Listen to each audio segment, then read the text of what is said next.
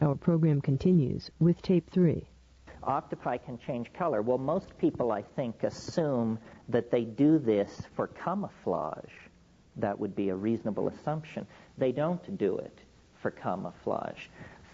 Let's talk about octopi for just a moment. First of all, they're mollusks. They divided from our evolutionary line 700 million years ago. They're related to escargot. They have no backbone, for crying out loud. They're not even vertebrates. But what is always said in biology classes about octopi is that they're a wonderful example of parallel evolution because their optical system is very much like a mammalian optical system. Well, why is this? Well, it's because they evolved in an environment, the reef environment, that is an environment as dense with signals as a rainforest is. And an octopus is soft-bodied.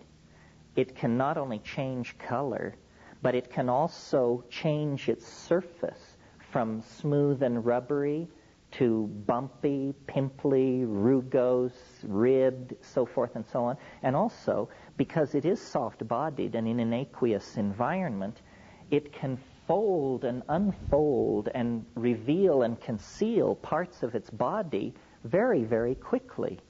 Well, all of these behaviors and physiological characteristics go together to make the octopus an excellent visual communicator. And the color changes, the blushes, traveling dots, and bars that these creatures manifest, and the squids do it too, are language. And if you're interested in this, there's a wonderful book by a guy named Monahan called Communication and Non-Communication Among the Cephalopoidea. And he goes as far as creating a grammar for this stuff. Well, so then, in a way, if you pull back from the mundane assumptions about this, what's happening is the octopus wears its mind on its skin. It is dressed in its mental state. One octopus encountering another can tell its mood, how recently it's eaten, how recently it's had sex, whether it's ovulating, all by looking. And so the only way an octopus can have a private thought is by squirting ink into the water and then hiding inside it. This is essentially... It's correction fluid for misspoken octopi, you see. So, in a sense, this is what I think we are being beckoned toward, that we want to clothe ourselves in language. We do it to a degree, in a funny way. I mean, if you want to think about virtual reality, this is a virtual reality. All this stuff, these fixtures, the architecture, the infrastructure, the road, these are ideas. It was an idea, and it has then been summoned into matter by the allotment of funds, the spending of money, the hiring of craftsmen, so forth and so on. Our whole civilization is an excreted set of interlocking ideas. Agreements. We're like coral animals. And somewhere, there's this naked, pulpy creature, but, clothed in denim, clothed in a harder shell produced by Mercedes or Chevrolet, moving around inside a larger environment produced by the state of Colorado, and so forth and so on. So I think octopi offer an excellent metaphoric example of what naked-mindedness would be. And some of these octopi, as I said, they evolved in the coastal reef domain, but that's a very competitive domain. Everybody in the ocean wants to be there because that's where the sunlight and the food is. So if you're smart, you'll try and evolve into a more hostile niche. And some of these octopi have become what are called benthic or abyssal. It means they exist in the parts of the ocean where light never reaches. Yes, and they have retained this communication ability by switching over to interiorly generated phosphorescence. So there are species of octopi which actually are studded with organs that have the equivalent of eyelids over them, but they're flasher lights. So when you descend into the benthic depths of the ocean, you enter a domain where all one octopus ever sees of another octopus is its linguistic productivity, because that's interior generated light that can be seen. And I think, if you want to set the compass of virtual reality towards something worth writing home about, then producing an octopus environment so that we could experience this kind of thing would be a kind of proto-telepathic playpen of some sort. Yeah. I guess I'm skeptical enough to octopi are going to learn to produce colors that aren't really indicative of what they're thinking of. We're still learning to lie as we do. So you think that subterfuge enters here too? Yeah, that wasn't my real question. My real question is, last night when you were discussing the role of psychedelics in human evolution, you were going by a strictly Darwinian theory. Right. I assume since you're associated with Sheldrake in various endeavors that you entertained other theories. And if so, have you considered the possibility that psychedelics may influence evolution, the evolution of humankind in a very direct way? In other words, have a direct effect upon DNA, so that the selection. Well, you want me to? It's a central dogma of biology that information can get out of DNA but can't get back in directly. In other words, it can only be selected for over a period of generations. Have you ever played around with this area? Yeah, well. May just trigger off some dramatic evolution here? Well, you raise a lot of issues. First of all, since the discovery of retroviruses, of which the HIV virus is one, we now know that it is not always information transcripted from DNA to RNA to protein. The retroviruses transcript from RNA to DNA. So the central dogma, which is that the genome is not being altered by the environment, is sort of shaky at this point.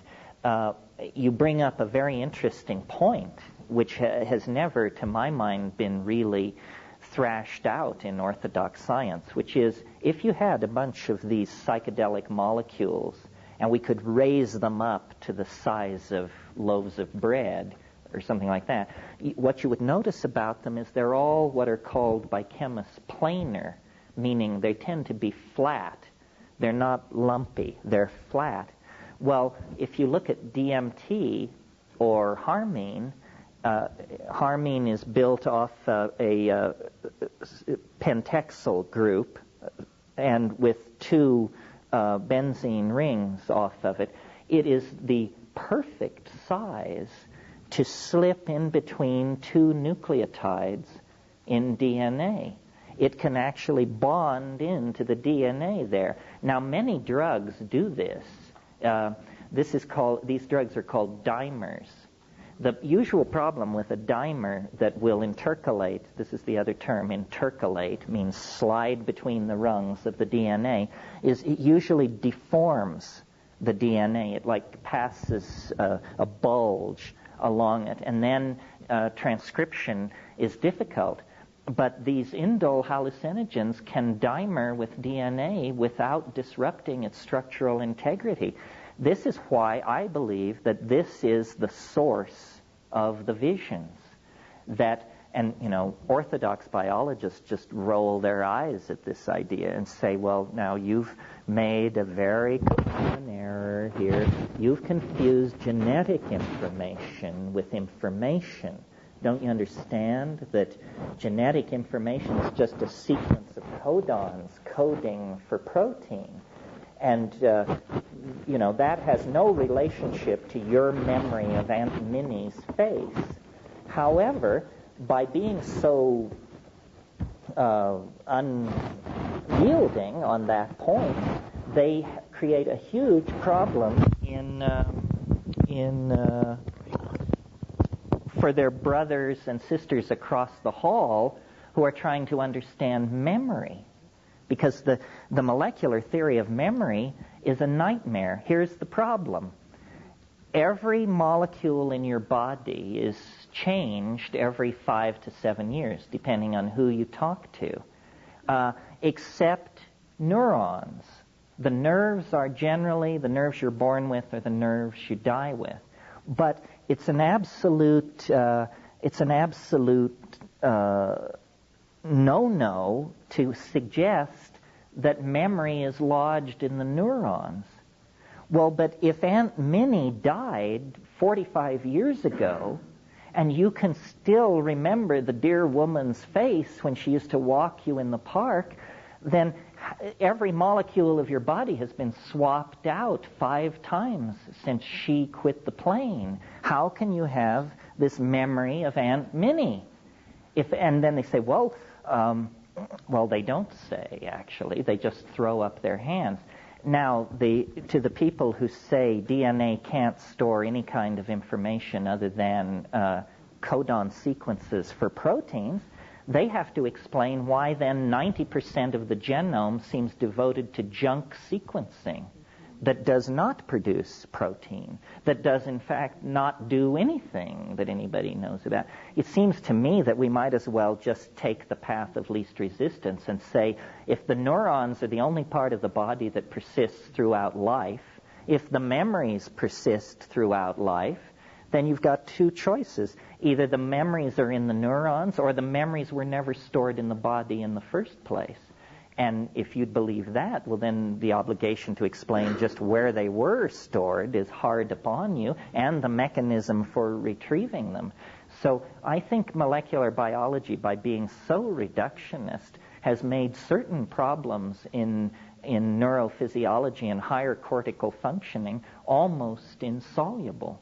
For years and years it was held that this was another one of these central dogmas of biology. It was held that information could move from the nucleus of the neuron to the synapse, but that there was no transport mechanism for moving any molecular species from the synapse back to the nucleus.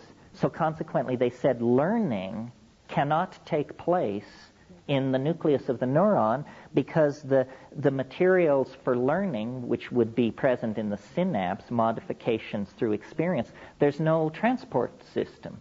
And this was dogma until 10 years ago. Well, then they discovered what's called axioplasmic transport, and by putting labeled compounds in the synapse, they were able to locate these labeled compounds later complexed with nuclear material in the neuron, proving to the most diehard materialist that synaptic material was in fact moving backward to the neuron. So I think that there's much that isn't understood about how all this works. Something worth pointing out, science seeks closure and explanation, explanatory closure. My brother one time made a little aphorism, which I think says it all on this subject. He said to me once, actually on a mushroom trip, he said, have you ever noticed how as the sphere of understanding grows ever larger, necessarily the surface area of ignorance gets ever bigger?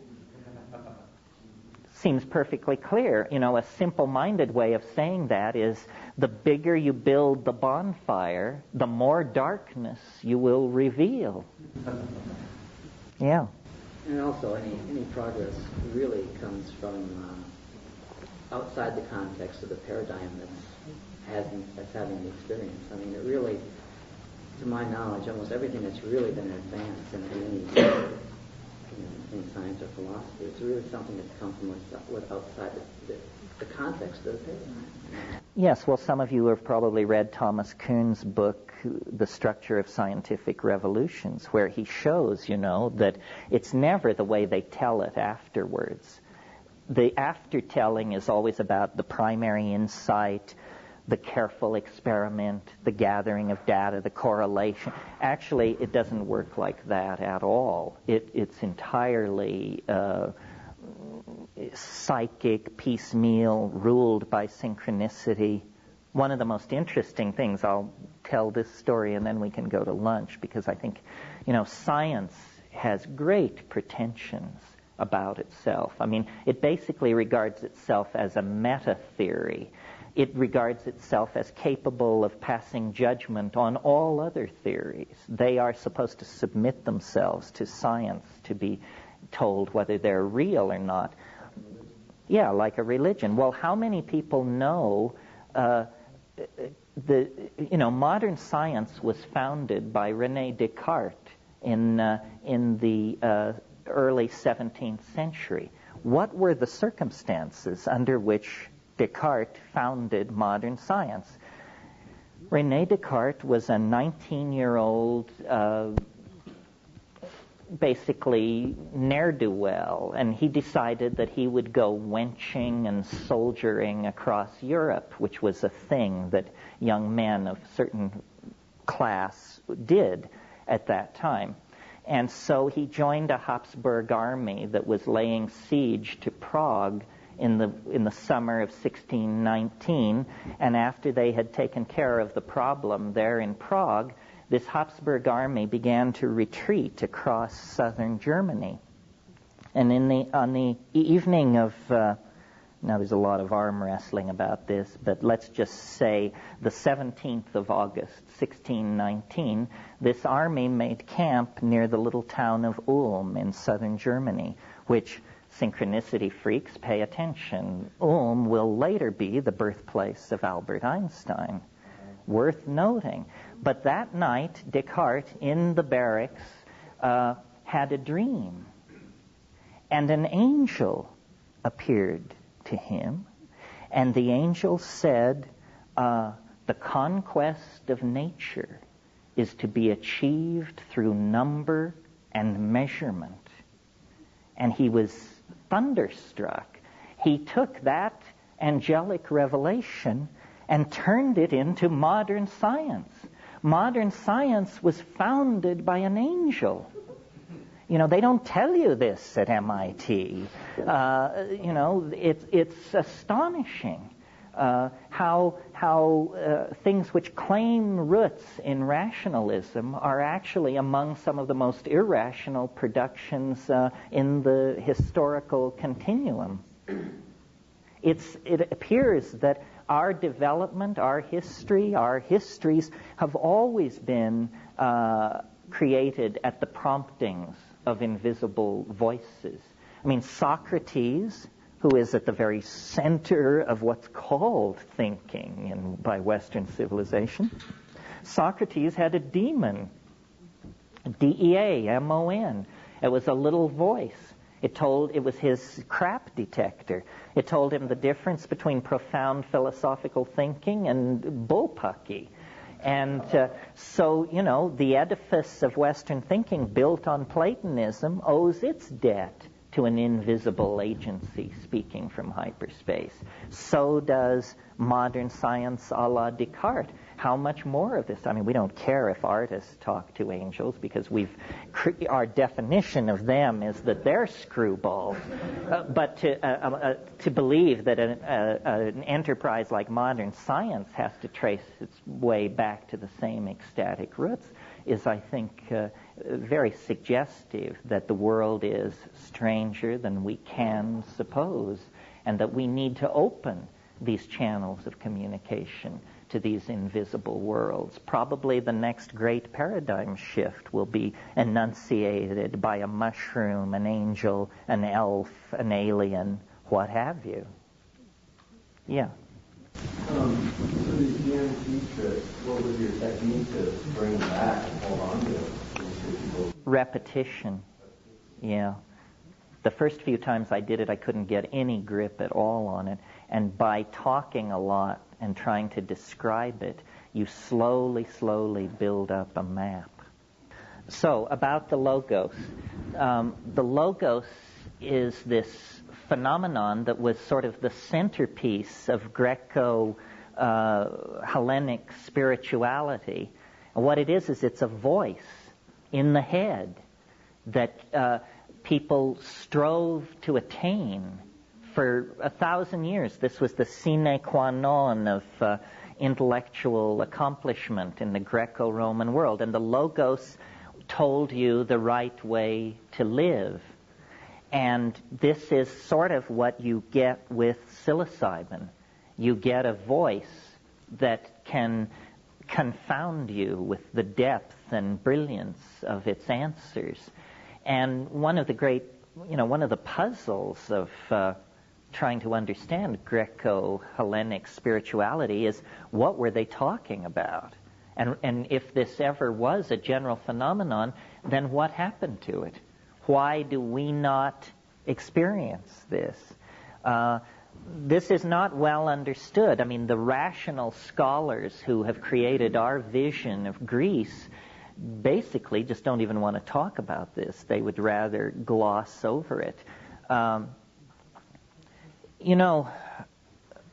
of the things that sort of relates to all this is, I think human beings are a lot more malleable than we tend to imagine.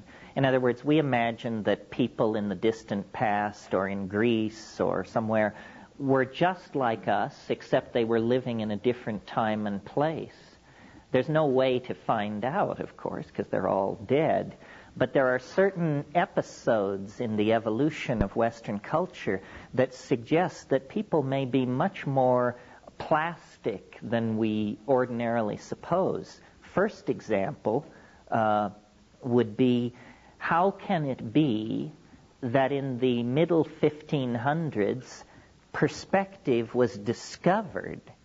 I mean, how do you discover perspective? This is very hard, I think, for modern people to understand, because it's a given for us.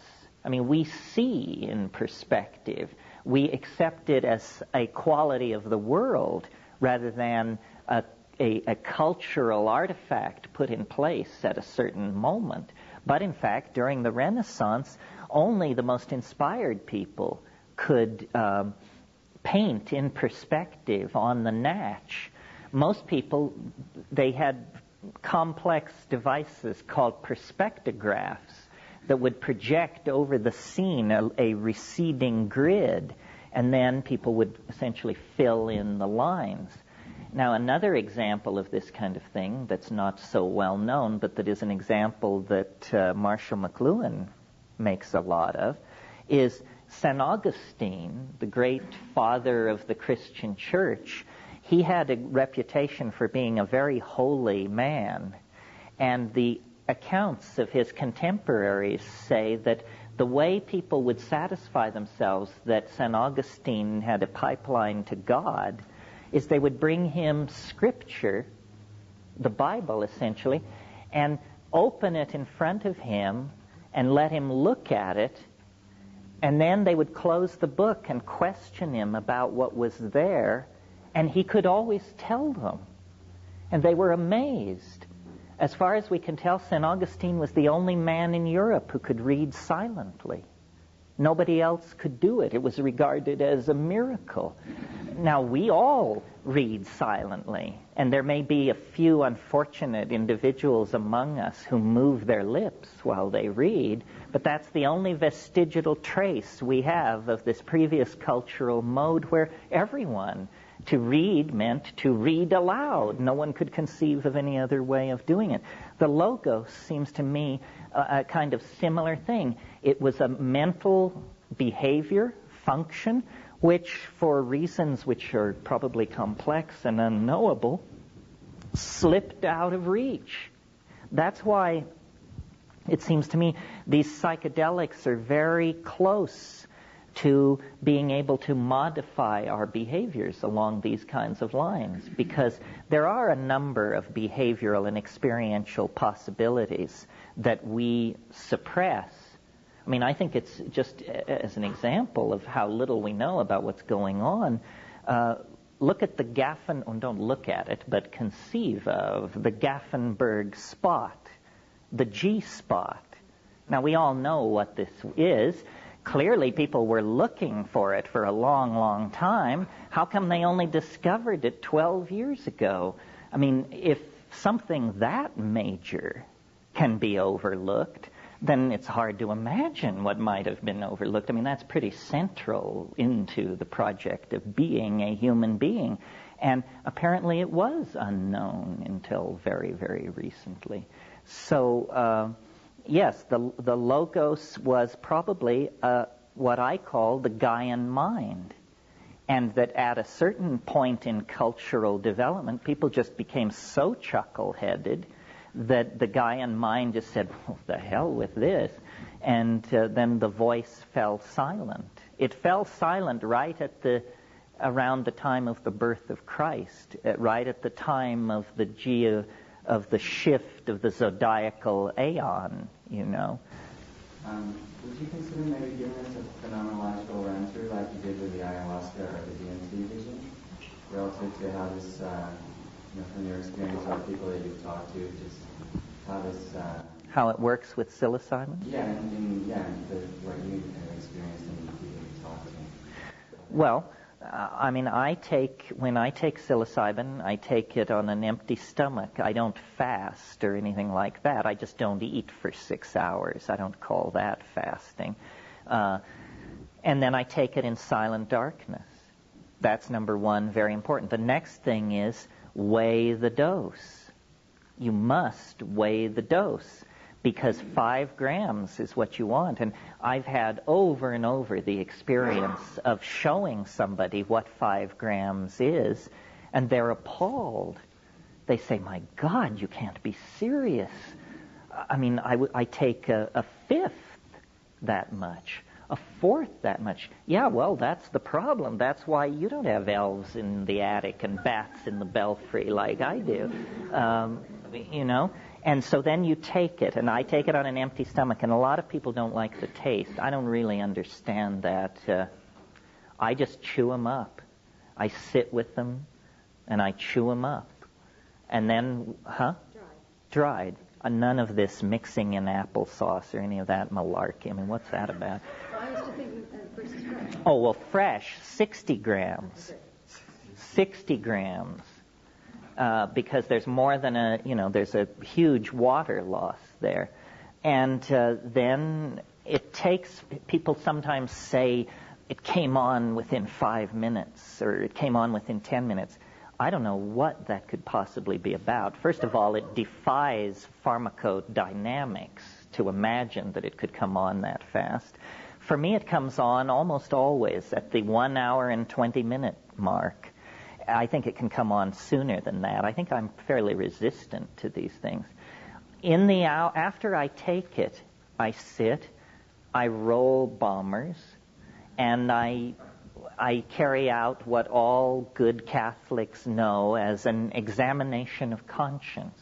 This means you think about all the bummers that you're afraid are going to jump out at you as soon as you get loaded. If you will carry out the examination of conscience, you'll be so bored with that by the time the compound actually hits that you usually don't have to pay any dues because you've, faced the fact that you're a jerk 50 times in the preceding hour. So, and then the way I do it is at about the hour and 20 minute mark, and I should say in the time preceding that, you may have to go to the bathroom once. You may, it makes your nose run, which is a funny thing. It also makes you yawn. These are definitely qualities of psilocybin, not related to its psychoactivity. And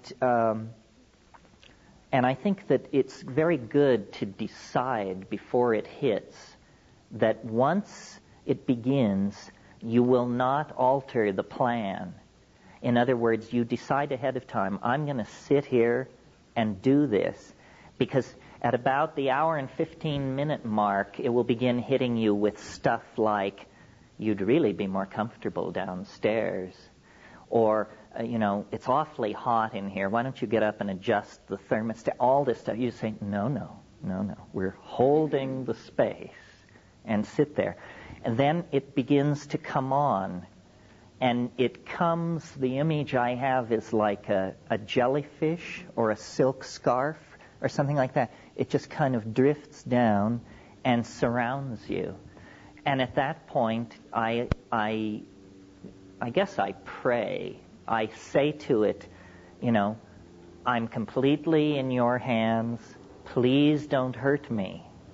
I'm yours. I'm completely committed. I've held nothing back, so don't burn me, please. And then there is a kind of, it's hard to describe, a kind of potential begins to build up. And you say, the rush hasn't begun, but you can almost close your eyes and see millions of little psilocybin molecules elbowing serotonin molecules out of the way and fitting themselves into the receptor site, and the electron spin resonance dynamics is beginning to shift, and the whole thing is about to take off. At that point, I smoke furiously, and that usually is all it takes. And it comes on, and the first rush is really astonishing. I mean, sometimes it's more mind-boggling than others, but I can remember situations where I would just see it coming and say, oh my God, it's 100 miles wide and 10 miles high. Where are you going to run to? It's just, you say, good grief. I guess I'm not going to meet this one sitting up. I think I better lay down. And in about the time it takes to make and execute that decision, then it just hits. And it's like a tidal wave. I mean, I have the feeling when I'm doing it in California that everybody from Vancouver to Tijuana has just crawled under their desk, because you can't imagine this is happening between my ears.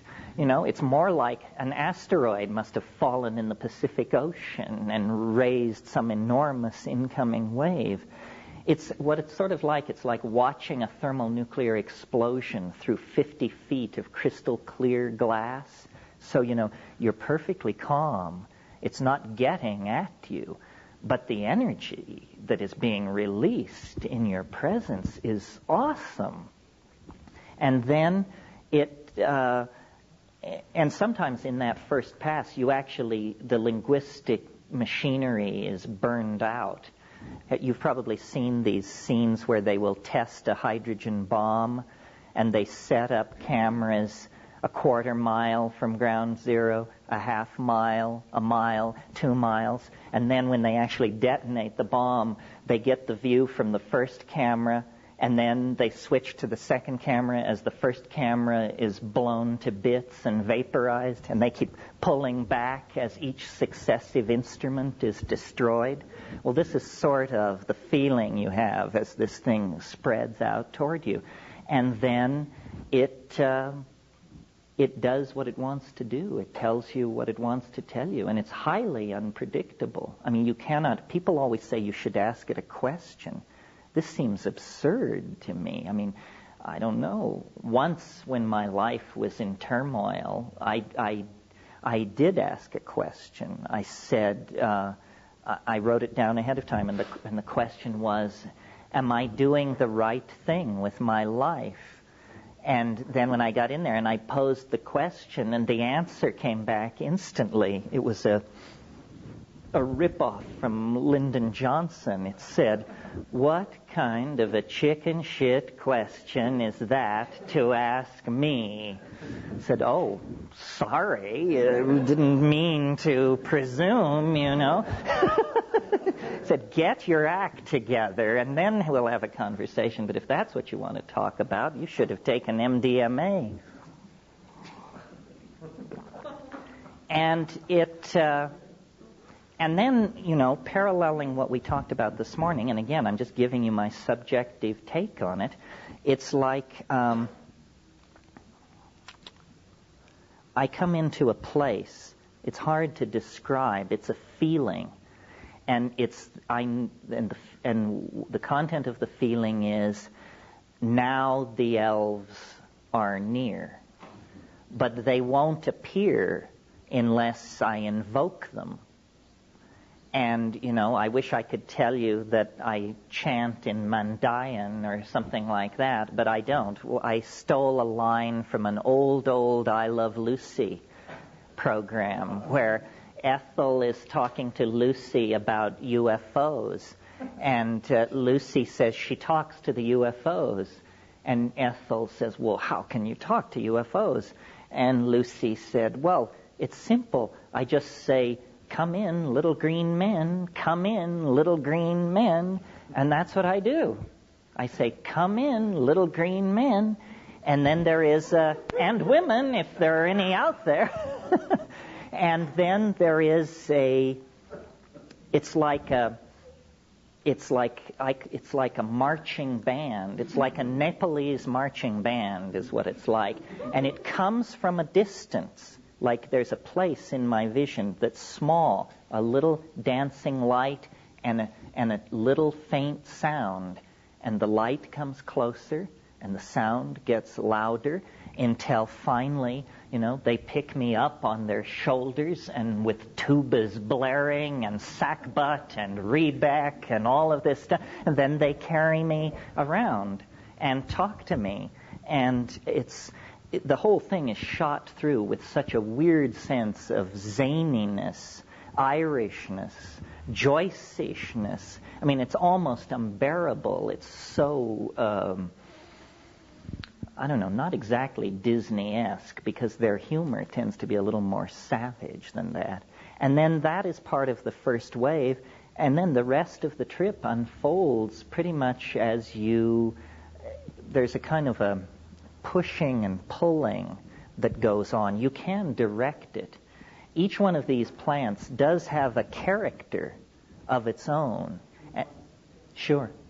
One of the most puzzling things about these plants is that they have characters that seem irreducible.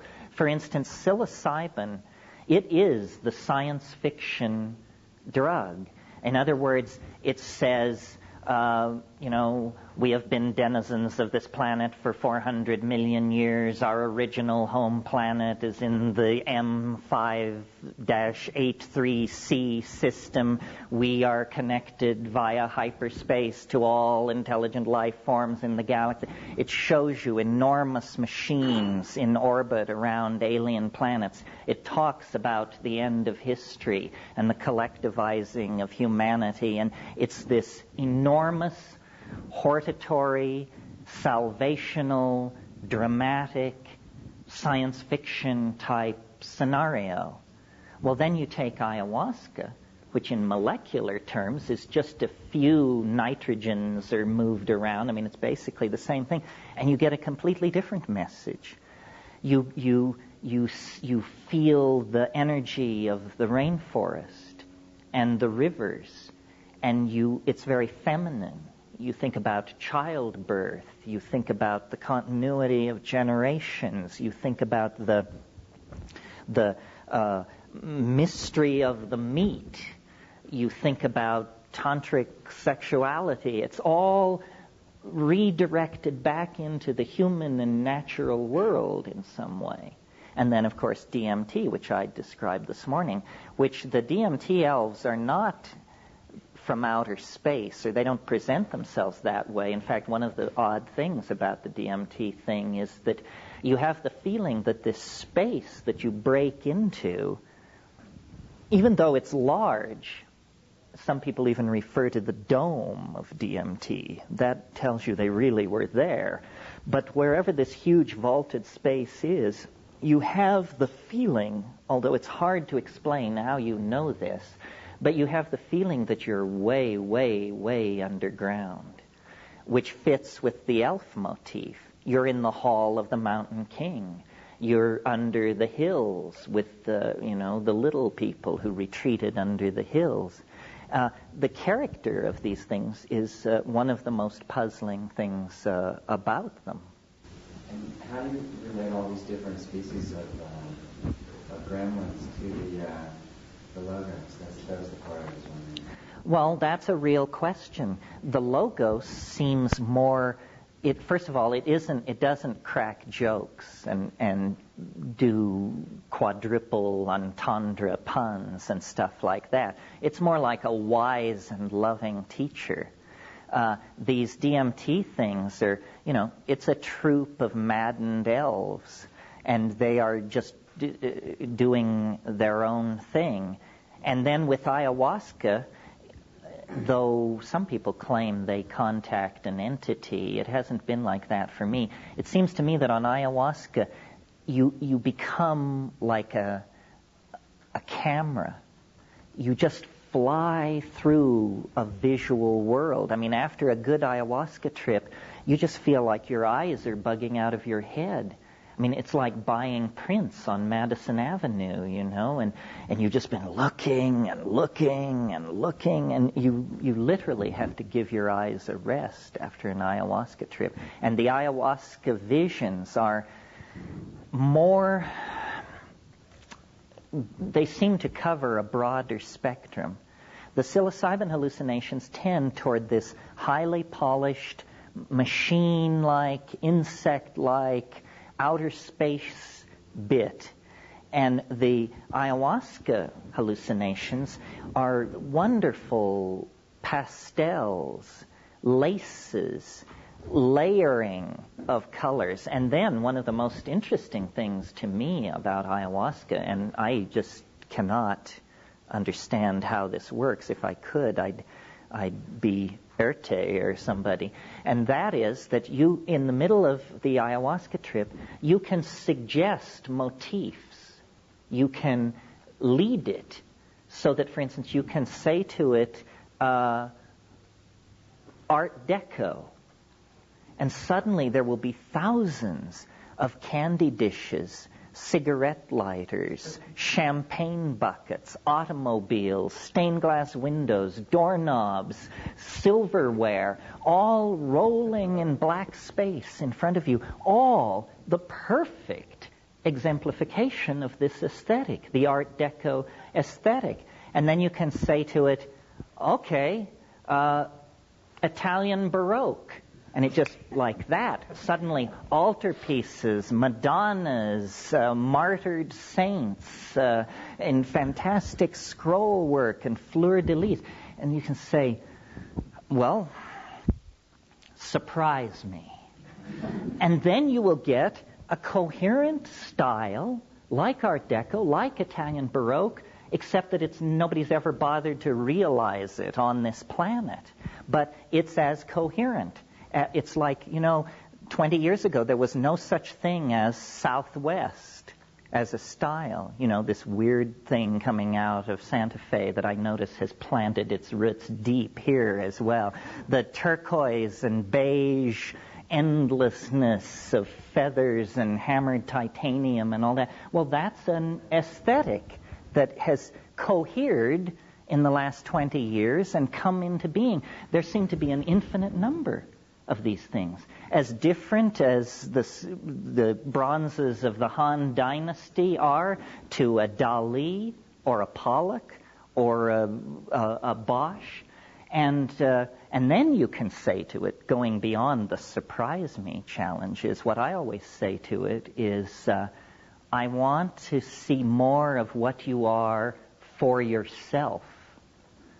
And then it's like there's this low organ tone, and it begins to lift the veils, and the temperature in the room drops about 20 degrees. And after about 20 seconds of that, you just say, enough of how you are for yourself. Because you can tell what's happening is it's starting to reveal something so peculiar and so untailored for the human mind or eye that you become afraid.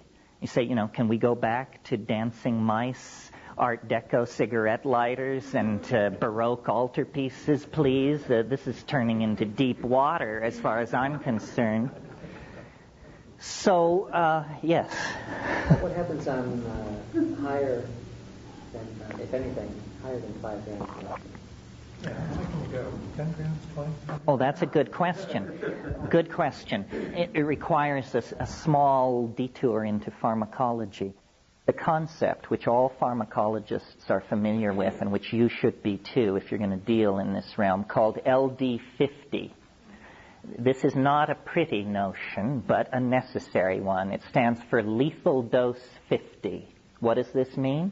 It means if we have 100 mice, how much psilocybin do we have to give each mouse to kill half of them? Do you see? LD50. Half the sample dies at the LD50 dose level, whether it's graduate students or rats. Now, when you're designing a drug, or when you're thinking about a drug, what you want is a drug with an extremely high LD50 opposed to its effective dose. So say the effective dose of psilocybin is probably about 0.5 milligrams per kilogram. And the LD50 is probably 200 milligrams per kilogram. The LD50 of psilocybin is 400 times the effective dose. This is a pharmacologist's way of saying this is very, very safe. So if you eat a pound, you're probably going to die. A pound wouldn't kill you. I don't think. It might be getting close, but you'd have to eat in that range to die.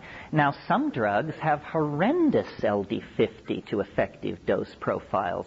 Unfortunately, and I hope I don't rain on anybody's parade here, MDMA has a terrible LD50 profile. The effective dose is 125 milligrams. You can kill yourself with 1,000 milligrams. So that's not good at all, because sure as hell some street person or some depressed person or some maniac is going to take 1,000 milligrams, and then you've got a stiff on your hands. So, yeah. I recently read some info on MDMA indicating that serotonin, depressed serotonin levels on MDMA, the serotonin stays low in your body for about a week after taking it, whereas like a related substance called E, the serotonin levels are depressed for only 2 hours, and the researcher indicated that his conclusion was that MDMA had some physiological toxicity that E did not have, and therefore it might be wise to avoid it for that reason. Well, in fact, I've read an article that it's destroying the serotonin receptor sites in the brain. I thought about liver tested before and after about a 300 milligram dose. And there's a difference. There was a difference. Well, I think MDMA is, I don't want to trash MDMA. It's changed a lot of people's lives and saved relationships and so forth and so on. But to me, it's a perfect example of why you're better off taking plants. Because here was this drug, somebody invented it, they gave it to a few friends. It seemed to be wonderful for solving personal problems. So without any collection of human data, this thing becomes an item in the underground. Well, and so then thousands of people take it. The psychological effects seem completely benign. It's a wonderful thing. The physiological effects, it's a very disturbing profile. It isn't exactly as you said. It's not that it destroys the serotonin receptor site. It's that neurons, are covered by these very delicate structures called dendritic spines. Now, nobody knows what dendritic spines do, but every neuron in your body has them. And when you take MDMA, it mows them down. They go away. Now, so then you get two schools of thought. One says, well, my God, anything impacting the physical brain that dramatically should be stayed away from. And the other camp says, well, do you see any behavioral changes in people who take MDMA a lot? Do you see any physical destruction, seizures, blindness, anything? And the answer is no. So they say, well, here we have histological evidence that this thing is making major physiological changes in the dendrites, and no behavioral sequela to back up that this is of any consequence. Well, my position, being basically a very conservative person, is in that case, wait. They're doing work on this in a dozen labs around the country. They'll figure it out. In the meantime, take psilocybin or mescaline or something else that has been sanctioned, because you just do not want to insult the physical brain. That's the whole name of the game. You have to keep the brain in good shape.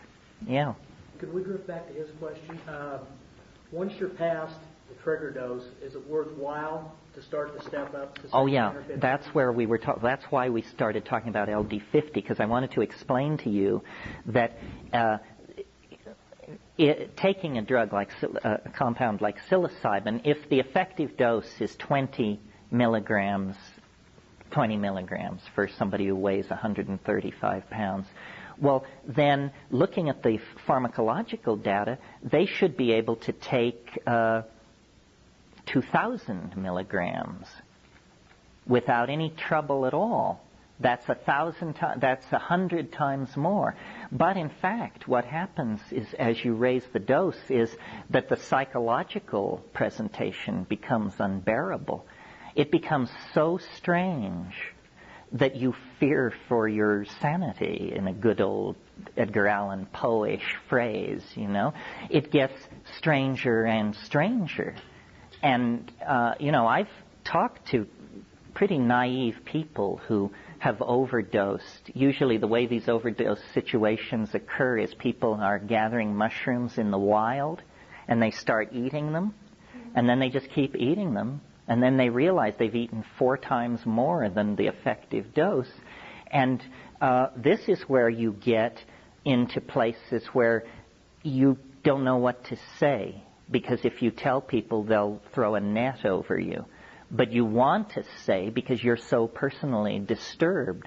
This is where the flying saucers land and the rectal examinations begin, and you're told that you're the Messiah, and it becomes quirkier and quirkier. So I think you have to, I'm very admiring of people who can take very high doses, but I find it quite challenging enough in the 5 to 7 gram range. A friend of mine says of psilocybin that every time he takes it, he tries to stand more, meaning more of the vision, because it is filtering itself.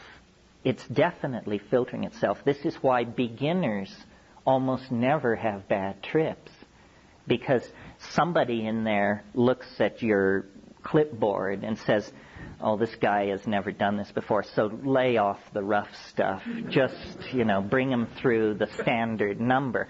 It's the people who consider themselves experienced, who've done it 20, 30, 40 times, says, we can take the gloves off with this guy. And it always amazes me. I sometimes meet people who say, I've taken mushrooms 50 times and I've never had a bad trip. And I think, lucky soul. Because when it goes left, it's hard. It's hard. You have to really then, do not your mantras bungle is the best advice I can give you, because you need to steer back toward the mainstream. Now, maybe at this point, this is a good point at which to talk about what do you do when the going gets rough. There are 2 things, at least, that you can do that are very effective. The first is, and it's a very simple thing, but people in our culture seem to be resistant to this, is you sing. You force air into your lungs and body, and you chant. You sing anything you want, and it will radically alter the parameters. There's a certain place in psilocybin that is my bête noire, which I call the meat locker. And I don't like this place, and meat locker is a mild term for it. It's more like, the morgue for the homicide unit or something. Whenever I start drifting that way, I sing. and then you can navigate through it. The other thing you can do, although this is sometimes trickier, is smoke cannabis. This is what those bombers are for, that you rolled in the first hour while you were waiting for it to come on. As soon as it begins to press in some really invasive or alarming way, just take a couple of hits of the good and chant, and then you can bring it back on track. And also talk to it. Don't be afraid to say, I don't like this. Take it off me. It's too peculiar. I'm not ready for this. It says, oh, sorry, back to dancing mice. Yeah. Do different batches of mushrooms have wildly varying concentrations of psilocybin? Well, there hasn't been a lot of work on this. Michael Buckley at Evergreen College years ago grew Stropharia cubensis by the method that's described in my book, the book I wrote with my brother. And what they discovered, psilocybin is 4-phosphoryloxy-N-dimethyltryptamine. That phosphorus group is removed as soon as it crosses the blood-brain barrier. So really, what's active is a simpler compound called psilocin. And psilocin lacks the phosphorus attachment. And what they discovered was that in the early flushes, the psilocybin ratio is high and the psilocin ratio is low. And you all know what a flush is, right? And in the later flushes, the psilocin level rises and the psilocybin level drops. So really, the two together stay remarkably stable throughout the life of the organism. Something worth mentioning, I suppose it's worth mentioning, is when I was into my extraterrestrial phase, when I was assuming that the mushroom was an extraterrestrial, either the extraterrestrial itself or something designed by some kind of an extraterrestrial, it was very interesting to me that psilocybin is, as I said, 4-phosphoryloxy-N-dimethyltryptamine. It is the only 4-substituted indole in nature. The only one.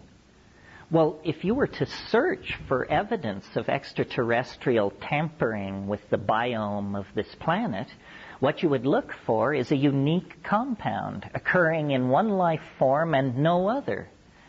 Here it is, folks. This phosphorus group is unique, and I've never read any description or discussion of what the evolutionary history of that, why it would appear in an organism like that and not in any other. That's just an aside, because I'm always searching for the thumbprint of the alien.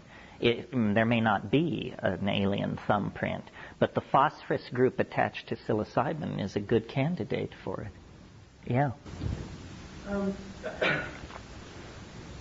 Switching the subject only slightly, the descriptions that you've given of all of these experiences, although you have said that it varies widely, there's a remarkable internal consistency of your descriptions. That you're entering a world that seems to have boundaries and entities that you consistently encounter again and again. I've spoken to many people over the years, some of whom have known you a long time. And nobody I've ever spoken to, people who've taken high doses or low doses, have ever had similar experiences. Now, clearly you've talked to people who have. So I'm wondering... Maybe they were just being polite.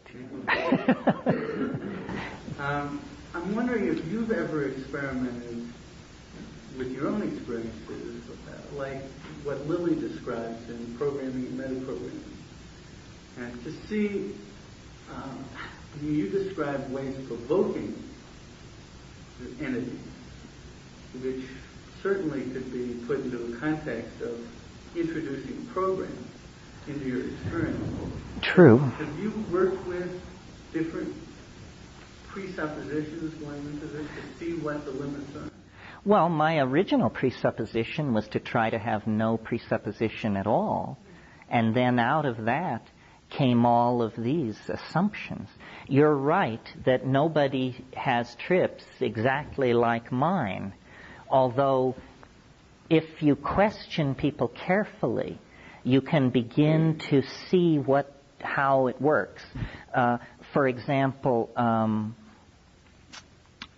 I described this thing this morning, the elves, the presentational thing, the high-speed motion, the gifts, all that. Well, sometimes people will take DMT and they will come back and you'll realize that it's as though there is an archetype there which has different levels in it. And if I had to say what the archetype of DMT is, it's the archetype of the circus. And one time I saw a woman come out of DMT. She was an anthropologist. She had fairly high body weight, and I could tell that she had not gotten a complete hit. Came down. We said, okay, what was it? She said, it was the saddest carnival in the world. She said the carnival was closed.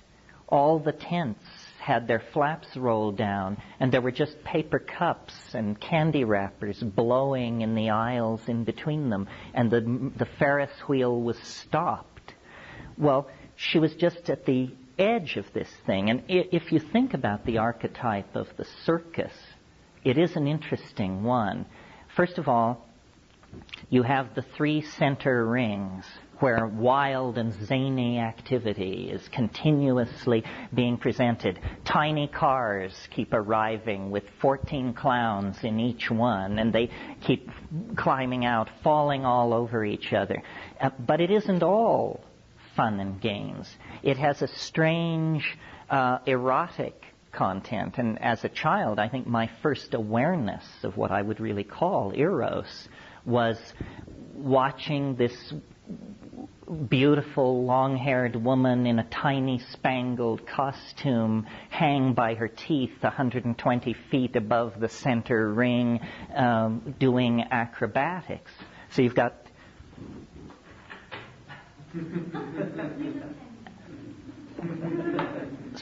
the clown, and you've got the lady in the tiny spangled costume, and then off from the center ring you have these dark alleyways where the sideshows are, the Siamese twins and the goat boy and all the rest of it, and it has a very weird vibe about it.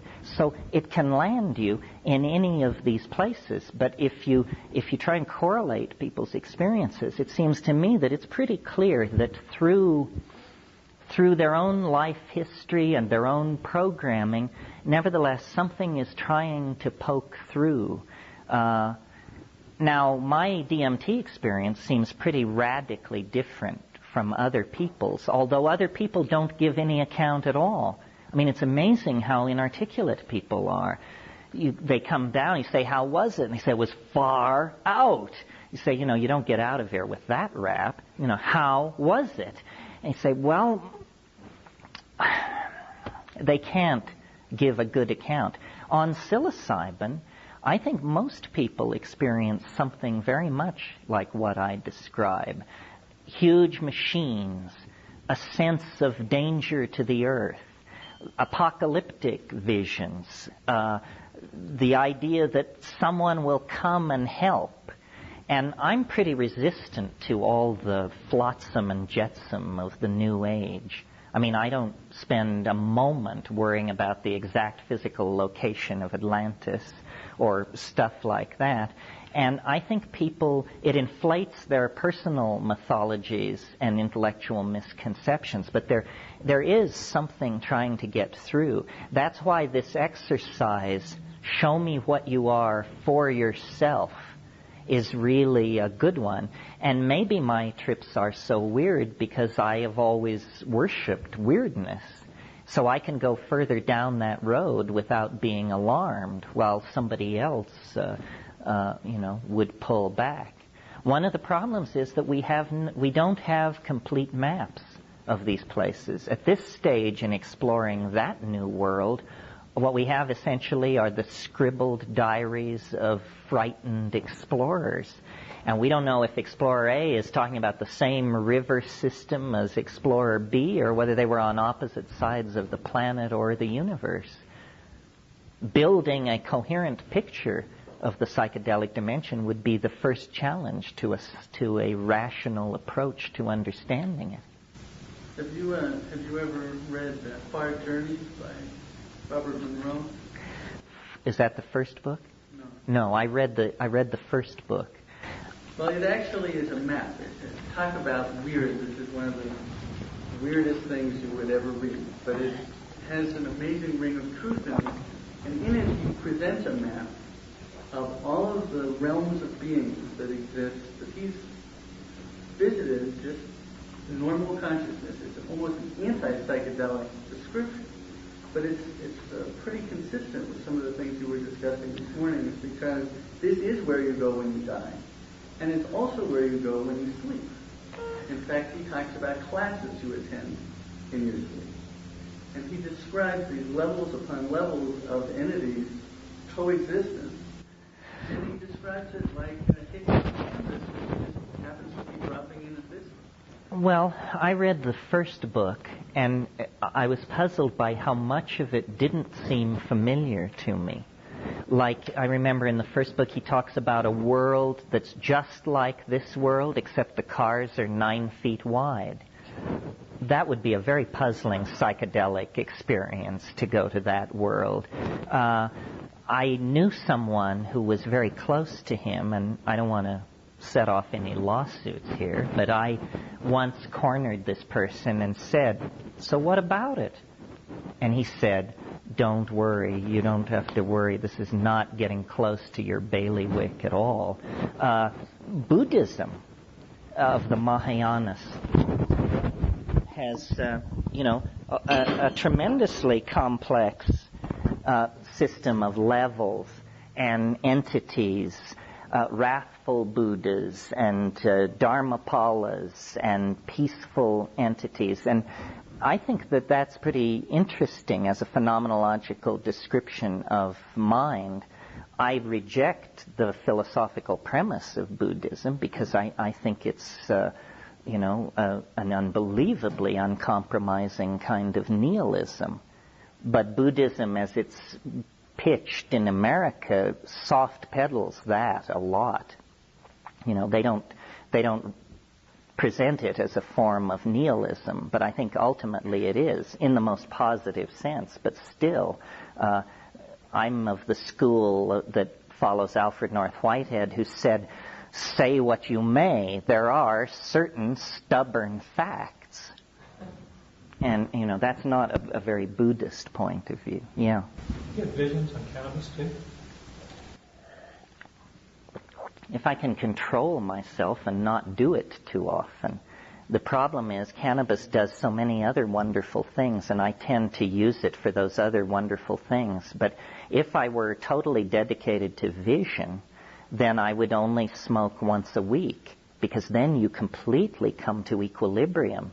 And then, I think people do it not wrong, but not the way you should do it if you want visions. You should do it the way you do all these other things, alone in silent darkness and at high doses.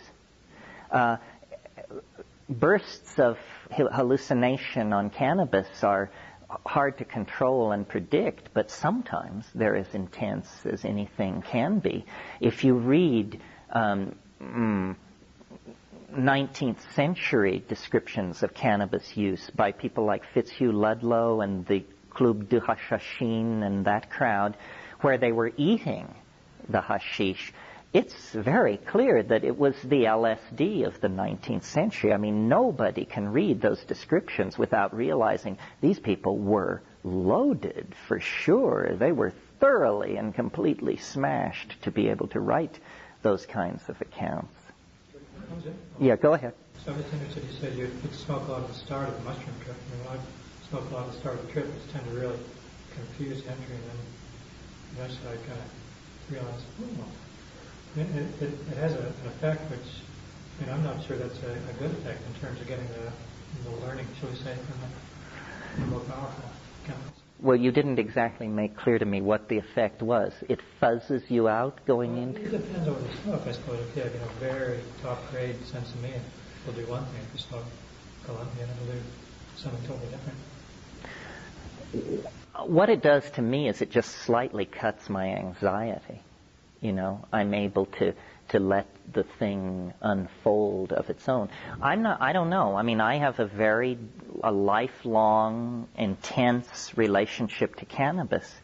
And I basically make my living out of being able to do feats of memory. And, cannabis is supposed to trash your memory. So I don't, maybe I'm different, but I resist any maybe I'm different argument because it's malarkey. Nobody's different enough that they can, In terms of your articulateness and memory recall, when you're at the peak of a hemp experience, is it still as, you speak as clearly then? I mean, I get really tongue-tied. No, more so. My great dream is that as my powers of locution fade with old age, that cannabis will be legalized. Then I can sit in front of you and smoke, and my career can be pushed 20 years further into the future. The way I use cannabis is to think. And I do a lot of thinking. And I at night, before I go to bed, I smoke, and then I play the tapes of the day, and then I understand what happened. If I didn't have cannabis, I don't think I would be sort of at sea or a kind of a space case, because I never get what somebody really meant, really intended, really had in mind, till I play the tapes stoned, and then I see, that's what the agenda was, or that's what was going on. You can go to sleep afterwards? Oh, yeah. And if I don't smoke, then I'm insomniac. Yeah.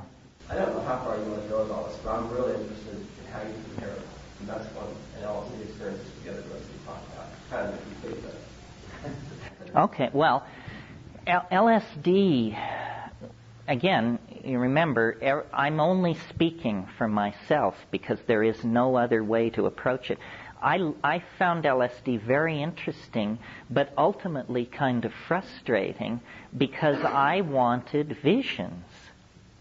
And to me, what LSD by itself does is it does a lot of slippery and hard to name stuff. It accelerates and changes the quality of thought. Well, basically that's it. It does something to the quality of thought. But I had been reading Aldous Huxley and Havelock Ellis and those people, and I kept saying, where are the ruins of alien civilizations? Where are the jeweled tapestries? And then, fiddling around with LSD, I discovered that if I would take it with mescaline, then it became the psychedelic experience that I was seeking. But in and of itself, it's kind of psychoanalytic. It's sort of like cleaning up your act. It often focuses you on your own personal stuff. And, I have to confess to you, I'm not that interested in my own personal stuff, probably because it's so horrendous. But I don't like personalized trips. I like cosmic vision information trips. And then mescaline is, you have to take a lot to get it to really do what you want it to do. And it being an amphetamine has not a very good LD50 profile. It's not like MDMA where 10 times the effective dose and you're in real trouble, but probably 40 times the effective dose and you'd be sweating bullets. So, and then just the nature of my life, I've not had as much to do with mescaline as these other things. I'm really a vision freak. And people say, well, there's feeling and there's insight and there's this and that. But the reason I'm so fixated on vision, or the excuse I give, somebody said it's because you're a double Scorpio. But to me, it's the proof that it's not coming from me. I can come up with insights. I can come up with funny ideas. But I can't come up with objects never before seen by the human eye or mind. And so when the visions start, then I feel this is the transpersonal part of the trip. This isn't my unconscious, my memories, my fears, my hopes. This is something else. Yeah. Last night you were talking about boundary dissolution and ego reduction. In what you described this morning, I mean, how do they relate? How do boundary dissolution and... How do your descriptions of the trip this morning relate particularly to ego? Well, I think in very practical terms, they show you that everything you know is wrong. You know? I mean, how can the ego survive that piece of information? It just puts in your lap incontrovertible evidence that everything you ever thought or believed is hokum. And that's extraordinarily humbling. And that word, humbling, means the feeling you have when your ego is reduced. You know, humble yourself enough and you'll begin to feel humiliated. And, you know, that's a deeper ego reduction. I think they, aside from any magical chemical effect they might have on ego, they're just simply showing you the true size of the universe and your place in it.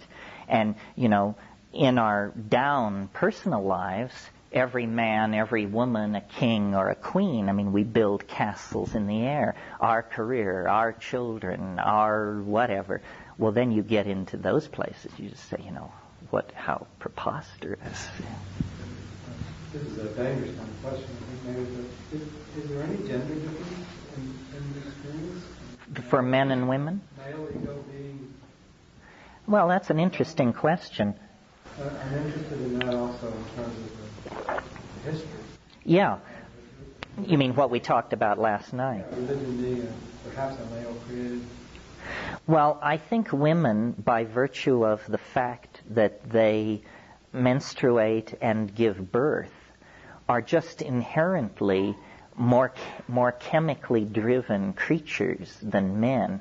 Men are Apollonian in intent. The idea is always some kind of abstract purity, clarity kind of thing. And women know from the get-go that that's an illusion, that the reality is the floor of the rainforest, the interconnected tissue, the levels, the trade-offs, and so forth and so on. This is why I think generally men tend to be more interested in these things than women, and to also be more impacted by them. For women, it seems to sort of fit in and affirm what they knew. For men, it seems to come as a tremendous surprise that this is the way things are put together. I think that if everybody gave birth and experienced menstruation, probably we never would have launched ourselves into history. In a way, you know, without going too far with it, men are the ancillary sex. I mean, the original blastula in the embryonic development is female. And I was listening to somebody the other night talk about this, saying no wonder men have the problems they have. What a man is a woman who has been under incredible chemical assault for 9 months in the womb. And you just have been hammered, sculpted, shaped, and recast again and again, and then you're born male. A female fetus doesn't experience anything like that. It starts out with a smooth shot. It's end phylogenetic expression, and then achieves it. I don't think of the ego as particularly male, because I think we all have it to excessive degrees, but men are able to express it. A woman with an ego is frustrated. A man with an ego is a menace to all concerned, you know. So, yeah. How do you feel about taking a trip with another or other people? Do you think the collection of energy and personalities changes your trip?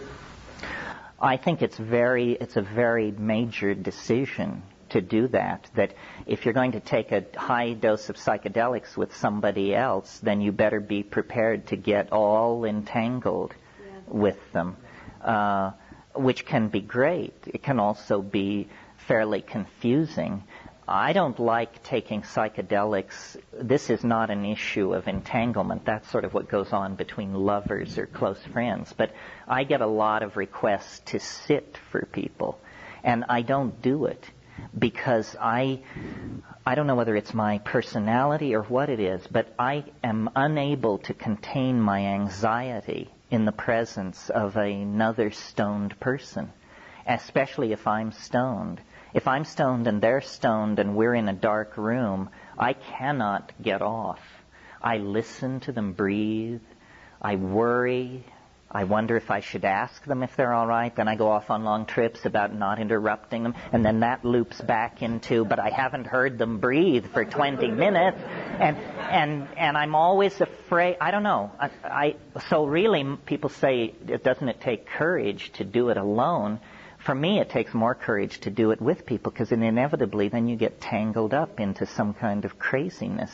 And, you can think you're having a telepathic experience, and they've decided that they want to have sex or something, and meanwhile, I've just had a revelation about that entry Molière made in his diary when he was talking to his niece Agnes about the nature of the French comic theater. And so you say, boy, we've got too much on the menu here. But I'm weird. Remember that, yeah. Okay, now, and we have heard about the common visions shared by people taking ayahuasca. So, can you comment on this kind of thing and contrast it to what you're talking about, which is extremely high doses with the mushroom? You mean the group mind on ayahuasca? Yes. And is that possible? Oh, yeah. No, it's very possible. It's very possible. I mean, you can sit with someone and play a little game where you will describe the hallucinations for 30 seconds.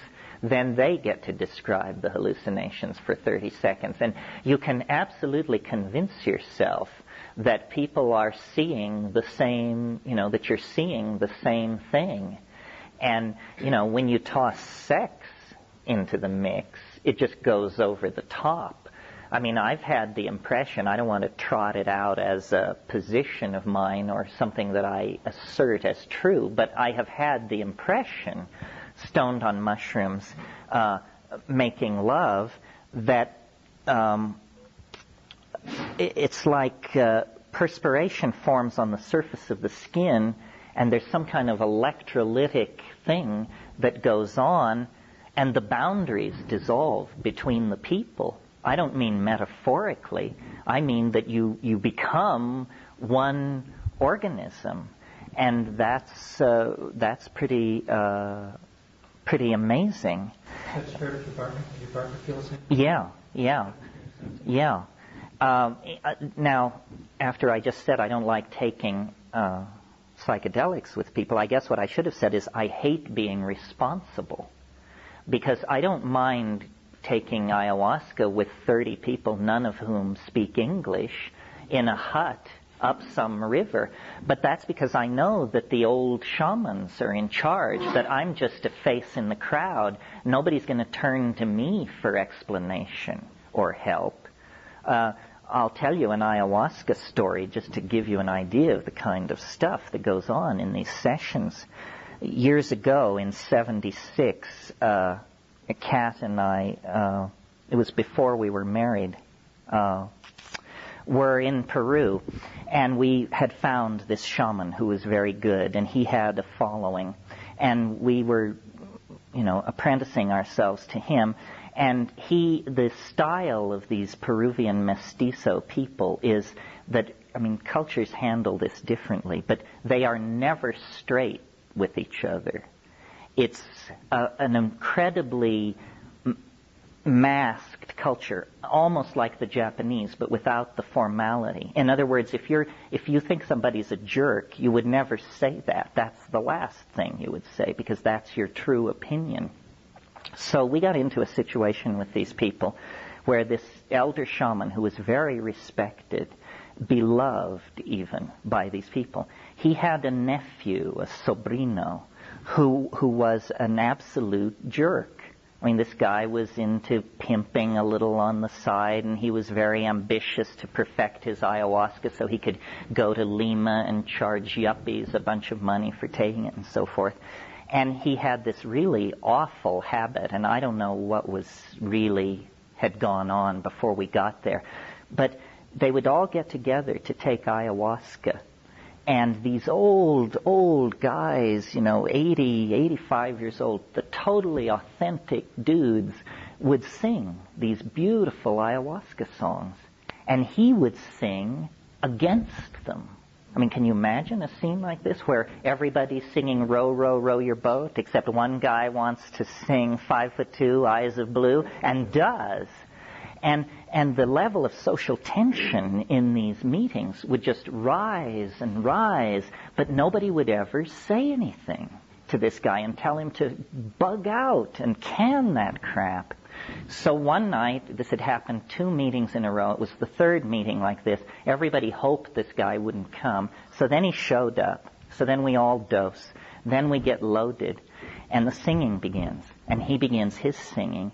And in the wave of hallucinations, and Kat was sitting next to me, he was sitting up on his haunches, kind of rocking back and forth on his heels. And I would look at him, and I could see he was going through these weird animal transformations. First he would become like a jackal. Then he would become like a monkey. And it was really intense. And I mentioned it to Kat, and she could see it too. Well, so then he kept... And we were also trying to tape these ayahuasca songs, so it was a double irritation to us that this guy was so out of control. So after a particularly long song by the old guys, with him just hammering against them, I could feel Kat, who has a real Irish temper, getting more and more pissed off at this guy. And finally, at the end of this song, when the silence fell, she had been just staring at the floor, and she looked across the room at Don Jose and gave him a look of pure loathing. And I saw these red things, these red triangular-shaped things come out of her eyes and go across the room like... And when it got to him, it knocked him off his feet. He was thrown backwards from the impact of these things, literally. And everything going on in the room stopped dead.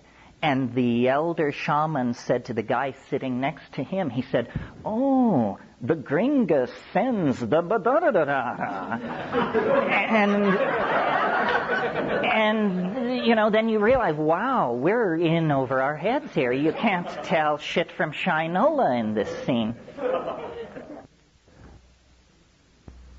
This concludes Tape 3. Our program continues with Tape 4.